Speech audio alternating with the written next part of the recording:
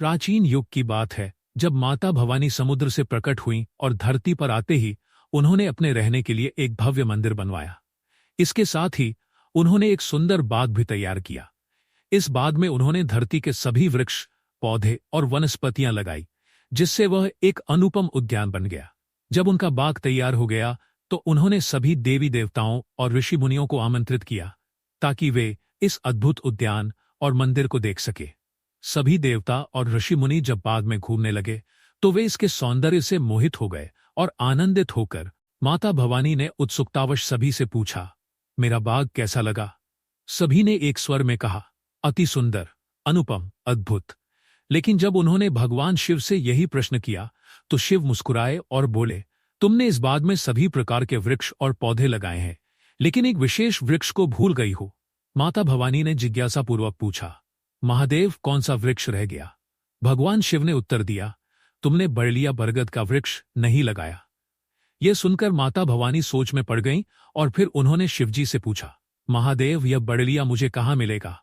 भगवान शिव ने कहा, यह वृक्ष तुम्हें सर्पों के राजा वासक नाग की बाड़ी में मिलेगा, लेकिन यह कोई साधारण वृक्ष नहीं है। इतना कहकर भगवान शिव अंतर्ध्यान हो गए। अब माता भवानी ने बड़लिया का पता लगाने के लिए पूरे संसार की यात्रा की, परंतु उन्हें कहीं भी यह वृक्ष नहीं मिला। तब उन्होंने समुद्र के किनारे अपना डेरा लगाया और अपने हाथ में एक गोपन चमड़े से बना चाबुक लेकर बैठ गई। जब भी कोई जंगली पशु समुद्र किनारे पानी पीने आता, वे उससे बड़लिया वृक्ष का मार्ग पूछती। सबसे पहले जंगली सूअरों का झुंड वहां आया। माता भवानी ने उनसे पूछा, क्या तुम्हें बड़लिया वृक्ष का मार्ग पता है? विनम्रता से सिर झुकाते हुए जंगली सूअरों ने उत्तर दिया, हमें नहीं पता देवी। सूअरों के जाने के बाद हिरणों का झुंड आया और पानी पीने लगा। माता भवानी ने हिरणों को रोका और कहा, पहले पानी बाद में पीना, मुझे बड़लिया वृक्ष का पता बताओ। सभी हिरण एक साथ बोले, हमें नहीं पता, हमें पहले पानी पीने दो, और पानी पीकर वहां से चले गए। इसके बाद जंगल के शेरों का झुंड आया और समुद्र का पानी पीने लगा। माता भवानी ने शेरों से भी बड़लिया वृक्ष का पता पूछा, लेकिन शेरों ने भी मना कर दिया और पानी पीकर चले गए। थोड़ी देर बाद समुद्र पार से नेवलों का झुंड आया और पानी पीने लगा।